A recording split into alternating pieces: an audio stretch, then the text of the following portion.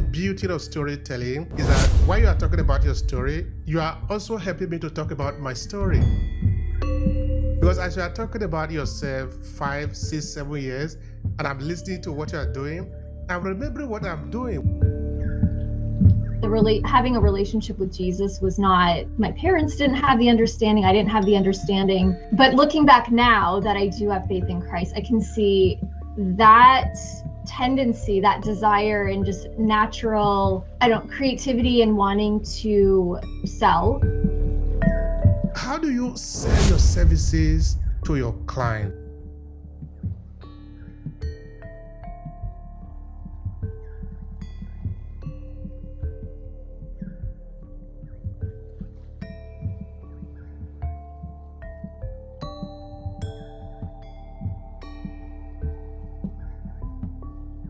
Yeah, okay. So I am originally from Canada, but I'm living in the United States currently. I've also lived over in England. So I love travel. I love talking to people about different places where they live. To continue on the personal side, I have been married to my husband it'll be 24 years this year. We have 4 children, 1 girl, 3 boys. But on the business side of things, I currently am a Christian business coach and sales strategist. So specifically, I do work with Christian business owners to help them align their sales process with their faith in Christ. That's lovely. That's lovely. I really thank you so much for taking the time to talk to us. So like I was telling you before we started to record just now, we're essentially about storytelling. So we're going to be exploring your story today, learning about what you do, why you do then, so that why we are saying this, so that it can help to connect other people.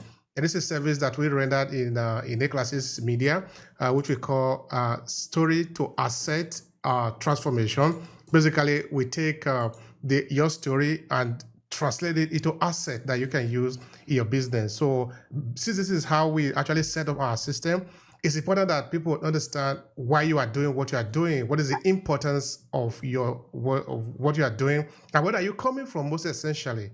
So for that, I'm going to be asking you, now, maybe you close your eyes now, but instead of looking ahead, but you are looking back, when you were like about 5, 6, 7 years old, what do you see around yourself? Help us to see what you see. 5 or 6 years old. Okay, so we were still in Canada. I mean, the things that come to mind from memories are just liking to be outside, be by the beach or the lake, spending time with family. I would have been around, I think, first grade, probably around that time. So I actually do remember having, a memory from first grade of just struggling with math. But also trying to be able to remember my spelling words. I don't know why that memory is coming up, but it is. Well, that is the purpose of this. That is we're just like sort of play with ourselves, don't play with our memories to go back again and relieve ourselves. You see, one of the beauty of storytelling is that while you are talking about your story, you are also helping me to talk about my story. Because as you are talking about yourself 5, 6, 7 years, and I'm listening to what you are doing, I'm remembering what I'm doing, because I wasn't there with you. I don't even know how Canada looked like. I've never been to Canada before.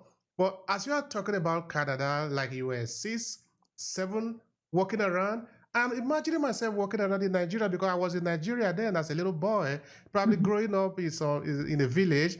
That is what is happening. So you are connected to yourself, but you're also helping me to connect to myself. So this is really very powerful as an instrument if we leverage it well in our business. Yes. Stories are so fun. They draw us in and do connect us with other people. Absolutely. So what else do you remember? What kind of play were you involved in as a little girl then? Yeah, so a common thread throughout my childhood was being very entrepreneurial. So it's like almost not surprising that I have my own business now. I remember actually right around 6, I had my first sale. I had created a couple of pictures using crayons, and then I had cotton balls, and I created these. I went up to my mom and I said, "Mom, do you like these?" And she said, "Yes." Of course, moms are going to say that, right? And I said, "Okay, would you like one?" And she says, "Sure." And I said, "Okay, that'll be a penny." And so she paid me. And then I did the same thing to my dad, but this time I asked him for a nickel. So 1 cent for the first sale, 5 cents for the second. And from there, a lot of my memories in childhood are around entrepreneurial things. Like I would get neighborhood kids together to put on performances. My friend and I pretended we had a restaurant in our basements and started like a neighborhood newspaper. So that is a common thread for me, in addition to just the regular stuff we do as kids. Beautiful, beautiful, Addison. Now, where do you think that ideal is coming from? Now you're a little girl now. You are already doing the basis of what it says today, because Yeah. business is nothing more than rendering a service to people, helping them to find solution to what they want. Like Yes. actually, you help them to get to where they want to go, and they also help you to get to where you want to go. Exactly. Yes. So where do you think that ideal is coming to you as a little girl then? Well, I know it's from God. I didn't at the time. I knew of God because we went to church, but having a relationship with Jesus was not. My parents didn't have the understanding. I didn't have the understanding. But looking back now that I do have faith in Christ, I can see that tendency, that desire, and just natural, creativity and wanting to sell, I guess, and also create events. That is something that comes from God. That wasn't something I, as a child decided. And when I've done that kind of exercise in whether workshops or with clients, like it is always fun to see when you start asking people about their childhood and then asking them about what they're doing now. It's so fun to hear that there's those connections. So it just tells me how it's something that isn't necessarily like we are deciding to do. That is beautiful. Sometimes it's just because we don't pay enough attention to what we are and what is around us. Otherwise, if we do, some of the things that might appear to us to be mysterious, they're actually very self-explanatory. That would begin with our names. Yes. Begin with some of the experiences that we have. They connect to who we meet. Because we're not going to be able to connect with everybody that come around our way now. There are some people that naturally incline to our destination, who we journey together, those who will eventually come to meet. Depending on how we're able to interpret that, it will come to me that there is a sense to all the nonsense. There are a meaning to all the things that happen to us. That it's not just a coincidence. It's not just, but it depends also, how do you interpret that? There is a sense to it. That's what I'm saying. Yeah, please go. Yeah.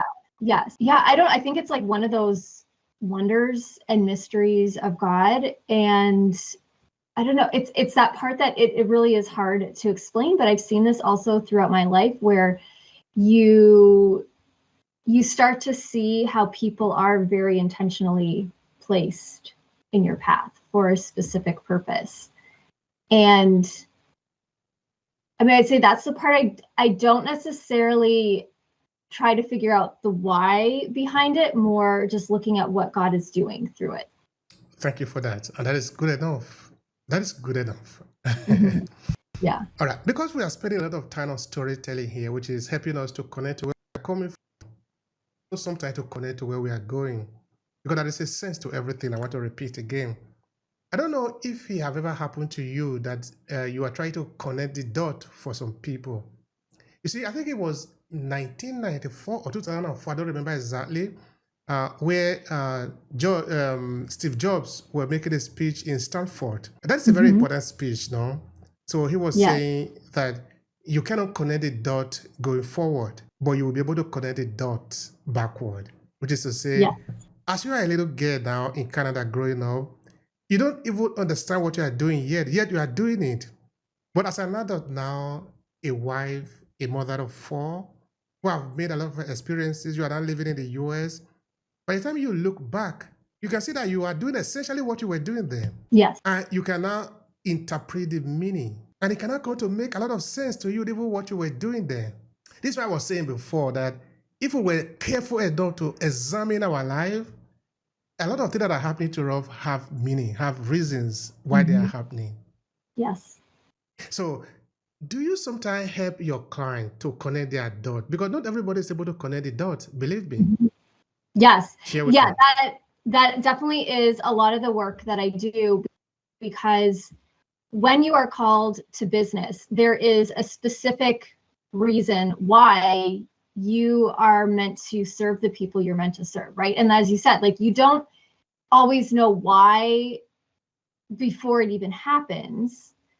But once I help my clients to see, like, once we start talking about their stories from childhood, talking about their core values, helping them to understand what their strengths and the skills and all of that. And then we start talking about, okay, well, how does this connect to your business, to who you want to serve, the specific people you meant to serve?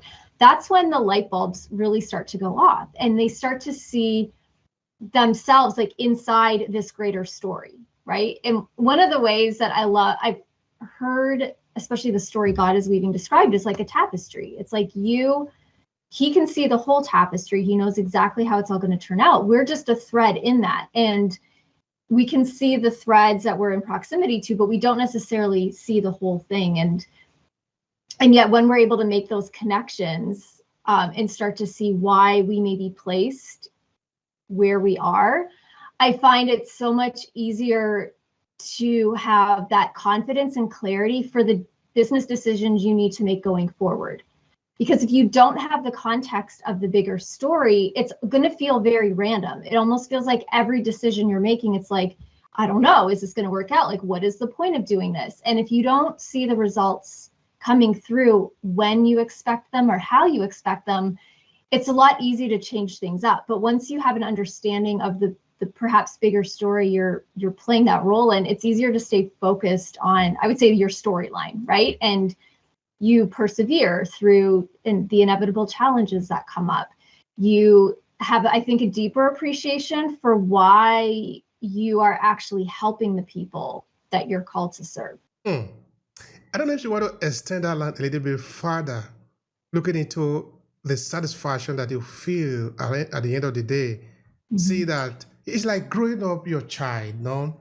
You are certainly going to be happy at the end of the day by the time they see, because, I say a number of times that you don't grow up your child to become a child.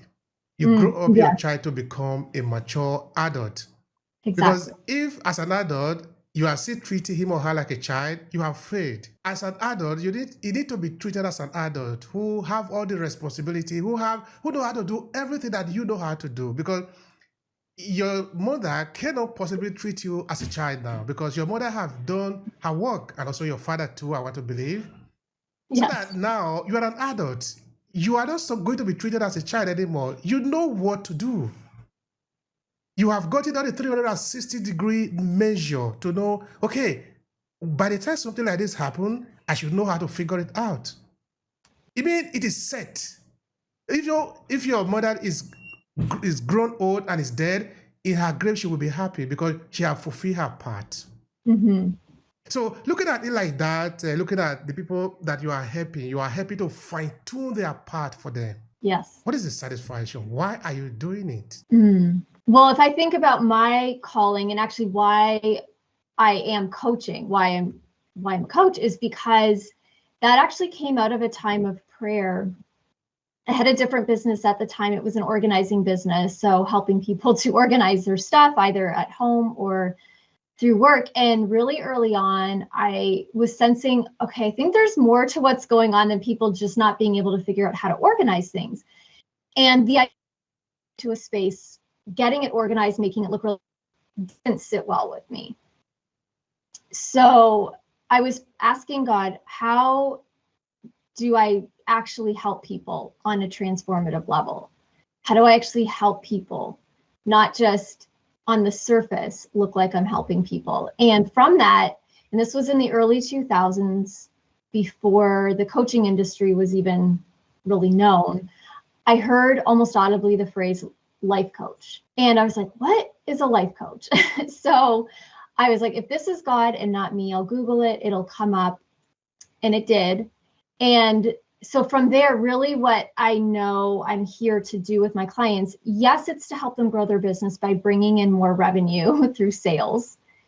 But more than that, it really is about the transformation. And so that satisfaction is as they get more clarity on their purpose in business and who they're meant to serve, and even the work that God is doing in and through them as part of us working together, that's where the satisfaction lies. And to relate it back to a parent with a child, not that I look at my clients as children, but when you are given the privilege of speaking into someone's life, of guiding them, of course you want to see them succeed. I mean, I don't know anybody who is like, oh, I'm helping this person, but I don't care if they succeed or fail. Like, that does not make sense to me. So the satisfaction is actually seeing my clients grow. Just like as a mom with my children, of course, I want to see them succeed and flourish and realize like it's about the bigger end goal for them. It's not just, in this moment. All right. You want to see them succeed, and that is a good thing. That is going to be a good feeling for you too. Mm-hmm. Yes. Yeah, absolutely. But how do you measure that? How do you know they have succeeded? Share with us. Yeah. So because I work with business owners, the results that they want is to see revenue growth. One of the ways that happens is looking at certainly leads, the people that we're bringing in, are they the right people? And what I mean by that is, are we bringing in people to our business that actually fit the profile of our ideal person, the people who get the best results from us? Because if we're bringing in people that aren't the best fit, either we're going to feel burnt out in the process, or they're not going to get the best results because they don't fit the profile of our ideal person to begin with. And then from there, it's helping them to increase their sales conversions. So we're looking, those are the measurable results, and tracking. Are you bringing in more people who are the right fit and are saying yes? Are you getting more yeses in your sales conversations? That is a way that we track growth. But there's also more intangible ways that we are tracking growth. For example, a lot of my clients come to me feeling often confused as to why their business isn't growing. In some way, their confidence is being impacted. So maybe showing up in their business in general, maybe there's something that's throwing their confidence off. Or it could be more specifically when they go to have sales conversations, or even sometimes when they're actually working with clients. And so some of the intangibles my clients have said they recognize are happening is they walk away with more peace, more clarity, more confidence. But my personal favorite result that my clients tell me they get is that they see their relationship with God deepening.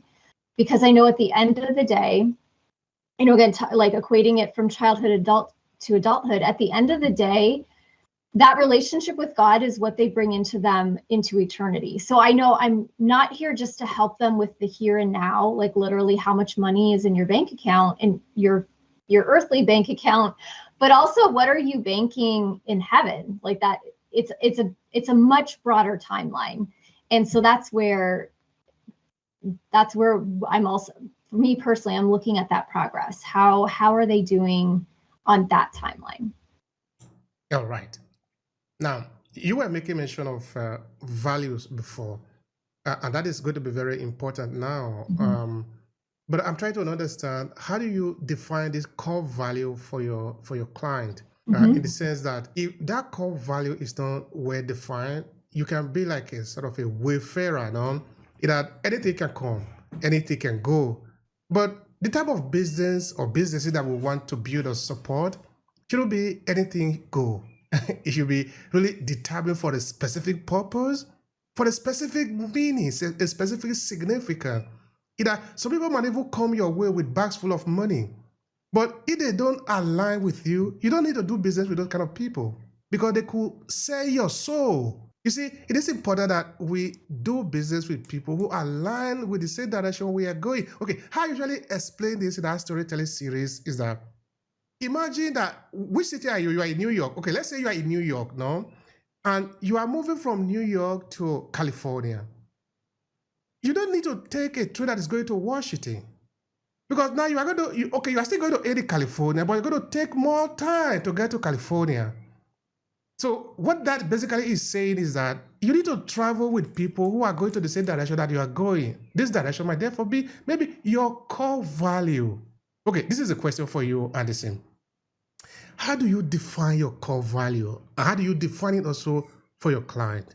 Help us to understand that. Yeah, that's a good question. And it's funny, when I do have clients do a core values exercise to try to get them to pare the values down to, like, I define core values as your top 3, maybe 5. Those are the values that have stuck with you through your entire life. Now, you may have expressed it maybe slightly differently, or they may have been applied slightly differently, but at the end of the day, they've always been with you, because that to me is what core is.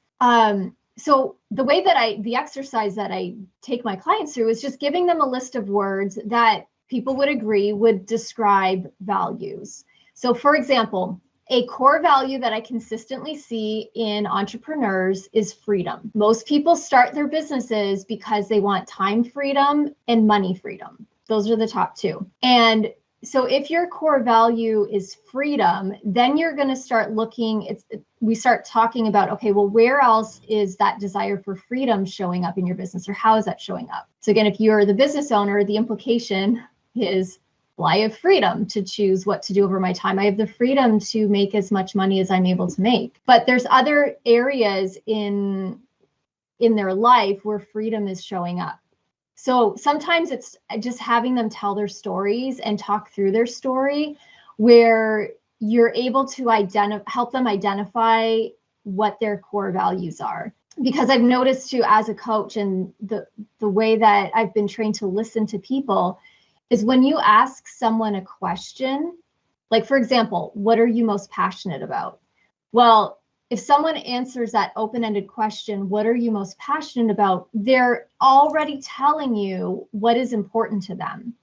And then from there, you can just listen for what the core values are. All right. Thank you so much for that. I appreciate that. Another question that maybe is related to that also, because this is what we do here, is that why are we telling people to use the power of storytelling? We are saying that because it helps you to, first of all, identify who you want to serve. Because now, by the time you tell your story, I say often, you open up 2 parallel lines. The first line are the people who your story are not going to resonate with, because there is no guarantee that your story is going to be for everybody. Right. But what is going to happen to this kind of people is that they are going to walk away from you. And I say that is a good thing, because now you don't need to waste time trying to convert people that have no relevance to you, because everybody cannot be for you. But on the other line are people whom your story are going to resonate with, because you're a human being. You see, when you were talking just now, Addison, you were talking about your 5, 7, 6 years. I was telling you how it resonated with me, right? Because it makes sense to me. No matter what happens to you, by the time you tell your story, it must make sense to other human beings if you are dealing with human beings, because human beings have certain things that are common among them as human beings. Right. So those people whom your story resonates with will gravitate towards you. Now you have a lesser work to do, because your story already makes sense to them. So everything you say can equally make sense to them. So this can become very powerful at the end of the day in the hands of a business person who is looking to be able to attract the right audience. But this is the question. Sometimes we do have problem of clarity. Is that it's not very clear for us who we should be targeting or what we should be doing. And of course, if you're in business now, you understand that is not a joke. That can be really very serious. If a client complain of that to you, also they don't even know. That is the point, because if you know what the problem is, you will also find a solution. Sometimes they don't know what the problem is, so it's not clear. If the problem is helping them to get clarity, tell us what you will do with them. Mm-hmm.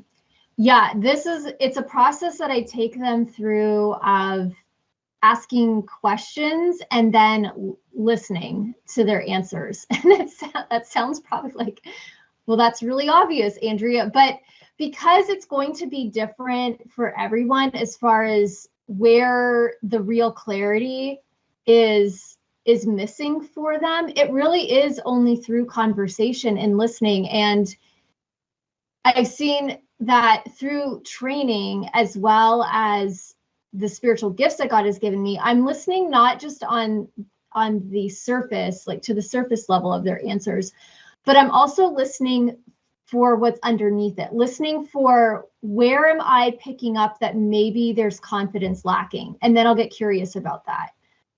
Or where I'm listening for maybe where they have gaps, and then we get curious about it and I can ask more questions. There's a few reasons though that I've noticed why people will struggle with clarity on who they're meant to serve. Sometimes they forget or they haven't fully realized why, like what their purpose is in business. And if they struggle with confidence in themselves, if they question their value and their worth and their ability to help people, it's going to keep them at a level of confusion as to why they are really meant to serve their clients. So I try to draw that out to them, help them to be able to articulate it, because once you're able to say it and you believe it, so I'm also looking for any disconnections between what they're saying and what they're really believing, and we clear those out. Because once you align that, what you're saying with your deeper underlying beliefs, then it becomes easier to move forward and make the kind of marketing decisions that you need to make to connect with your ideal person. So another reason why they could struggle with clarity is, and maybe you found this for yourself, this is something I do hear consistently among entrepreneurs. So for example, when I first started out as a health coach, so I went through training as a health coach, or even life coaching, same thing. So I'm like, okay, I've learned how to be a coach.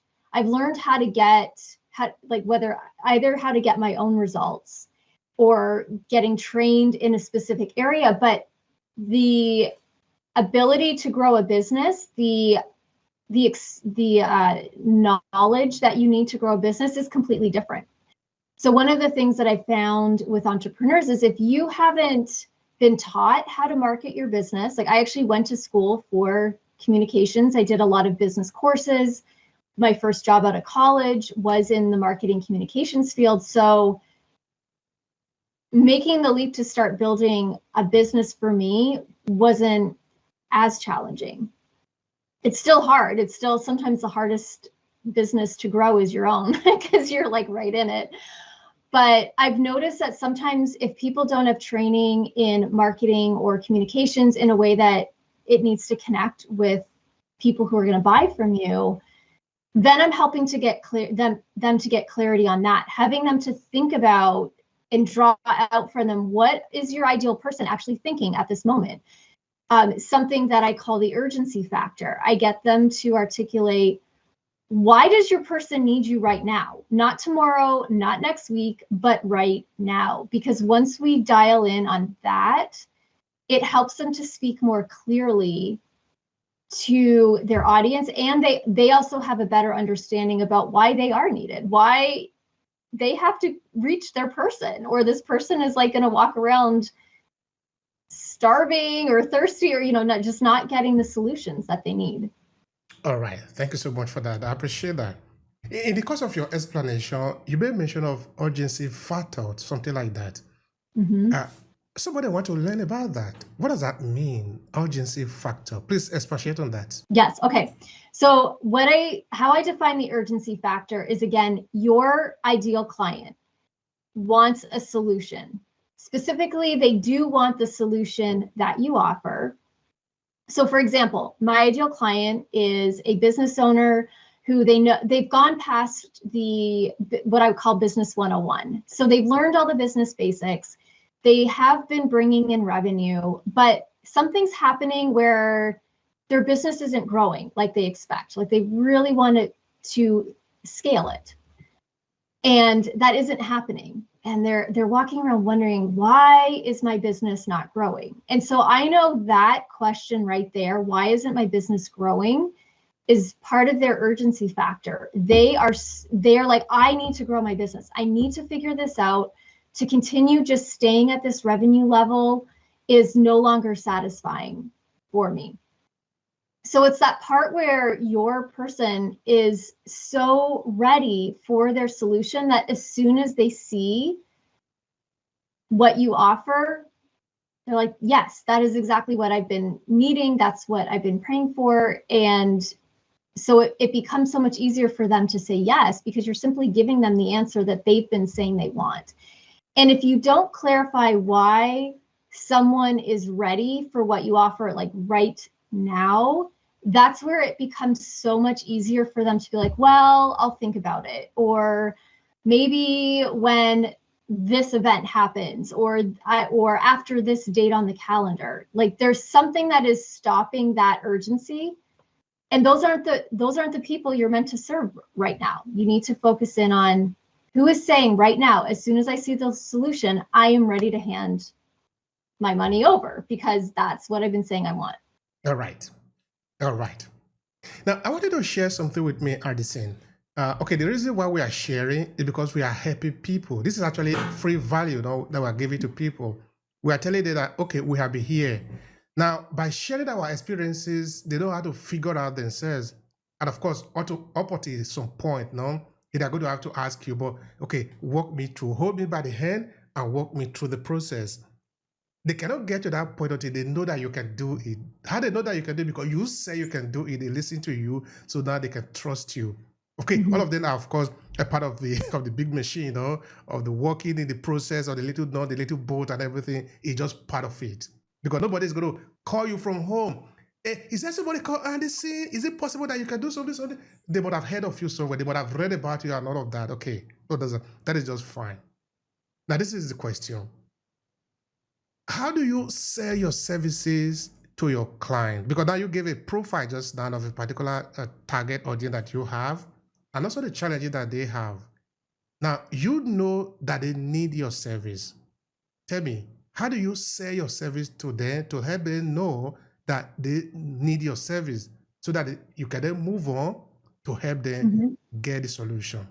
Tell us about that. Yes. So the first thing that I'll do is ask them questions to let me know, is this the right person in the first place? So for example, when I've looked at the results that I've actually gotten for clients, something was very clear to me. I am here to serve business owners who already have gone past the business basics.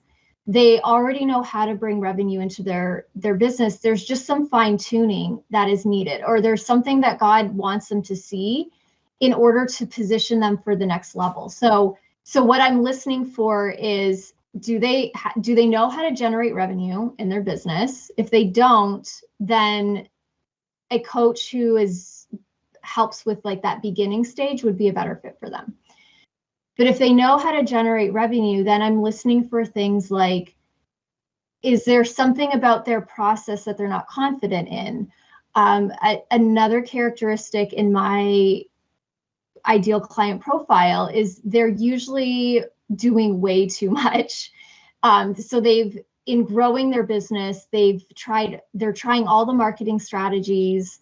They're working really hard to get to that level. And now it's time for them to prune some of those back and release them. So I'm listening for some key clues. Is the person in front of me, do they fit the profile of the people that I've seen get the best success with me? And then from there, it's talking to them about, what are the goals? What is the goal that they want to achieve? And how important is it for them to achieve it essentially right now or really soon? If they're kind of like, well, I'm okay with maybe not reaching my revenue goal this year, to me, there's not enough of that urgency factor. Like, I work best with people who are go-getters. They're like, no, I need to figure this out. And Andrea, that is why I want to hire you, because I can't waste time anymore trying to figure this out on my own. So that is another piece. And then it's simply a matter of, okay, if you have this goal and you're saying you want to reach it, do you have in your hand right now what you need to get there? And if the answer to that is yes, they have what they need, it's like, well, then of course it doesn't make sense to hire me if you already have what you need. But if they're like, no, I know I need to reach this goal, I don't have in place the support or the tools to get there, well, then that would let them know that we are a right fit to work together. Now, I want you to give us a hypothetical situation. I want to Mhm. know the right question that you will ask an individual, and I want you to interpret those questions to help us understand how you decipher that, okay, that question that they ask you actually mean this, because then it helps you to determine whether they're the right client for you. I want you to paint a story and take us through the process. Okay. So can you say that again? It kind of broke up. Okay, no. So what I was saying is that if you could give a kind of a hypothetical situation of a particular client who Okay. is going through a situation, now you need to decipher, you need to be able to know whether this is the right person based on the question that you are going to be put it through before this individual who is going to be responding to you. Now, based on the response, you are going to be able to determine whether this person is actually the right client. So this is what I want you to walk us through. Okay, yes. Well, I can do better than just hypotheticals. I can give you a couple quick examples of clients that I've actually worked with. So one situation was a client who had like 14 years of business experience behind her. So she knew how to grow a successful business. She had started working with a different coach who was supposed to help her reach that next level revenue goals. And instead of helping her sign more clients, my client had the experience of signing 0 clients in that experience, because this coach was causing so much doubt and confusion in my client's mind, because that coach was telling her the coach's opinion on what she thought she should do in her business, and it was completely against the direction my client was thinking she needed to go. And so she walked out of that experience feeling completely confused. It impacted her sales conversion rate. So her conversion rate went down like 25 to 30% from that experience. And so she was walking around asking herself, why is my business not growing? It was a huge point of frustration for her because she tried all the things to fix it. So when she came to me, she realized she needed help figuring that question out. Why is my business not growing? And she knew she had to reestablish trust in herself as a business owner. And she also knew she had to fully surrender her business to God, because she recognized that wasn't happening. And within the first 3 months of working together, she had 100% sales conversions. By the end of the 6 months working together, that had changed to like 75, 80%. But that was still 25 to 30% higher than her previous average. So that's an example of where I say someone who knows how to generate revenue, something's happening where they're not getting to the next level, and then I can come alongside and help them, like really pinpoint where the problems are coming in. Another client who's had a lot of that fits a different kind of situation. Again, she's a successful business owner, but she had some personal circumstances connected to business decisions that ended up causing her to become confused and like lacking motivation in her business. And again, she knew she needed support in turning that around, because she knew she had to grow her business. Like that, quitting on her business was not an option for her. But she was seeing how that personal circumstance had really impacted her. And then what's been interesting as we have worked together, she's like, you know what?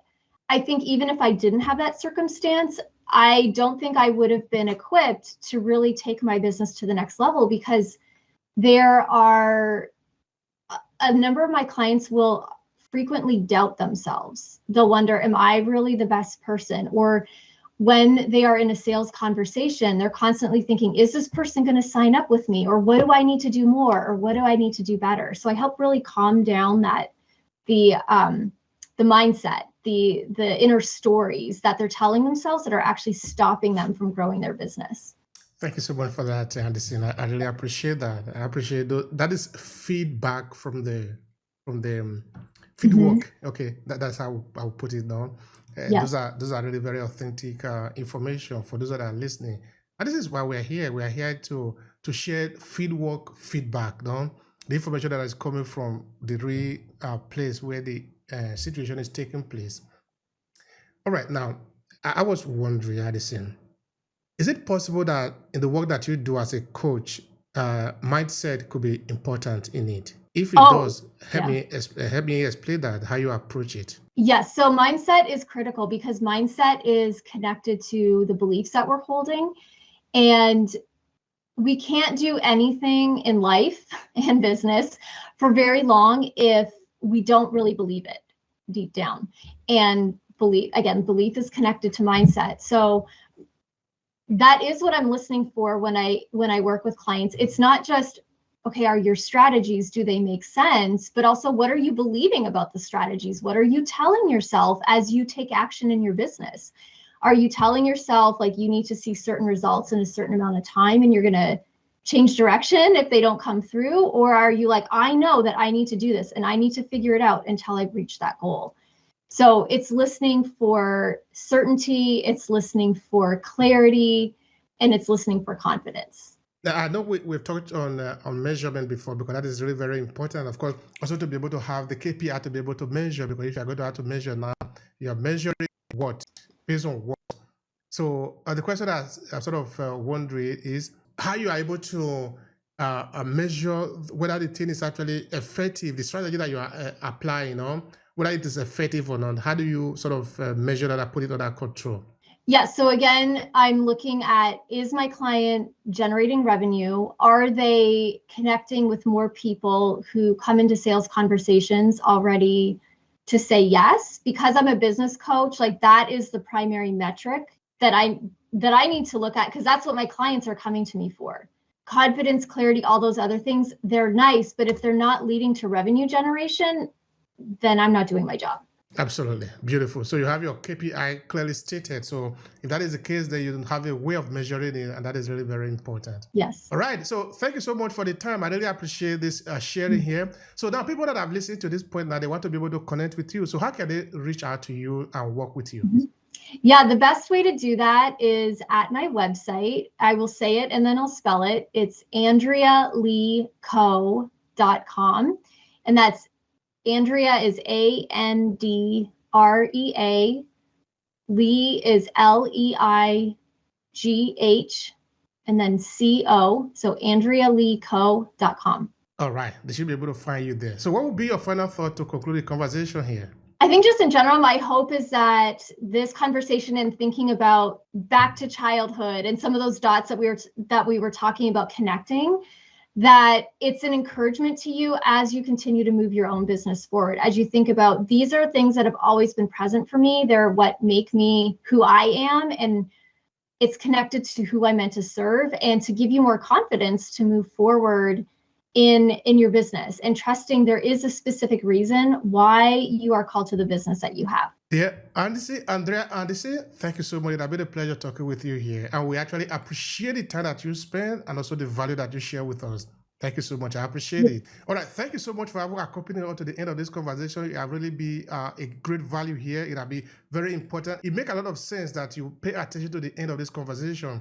And before you go, I want you to quickly subscribe to this YouTube channel. And of course, share with other people that you believe can have value, can get value out of this conversation. We make sure that you subscribe to this channel, and also make sure that you click on the like button so that the algorithm will know that you find value in it and will be able to share with other people.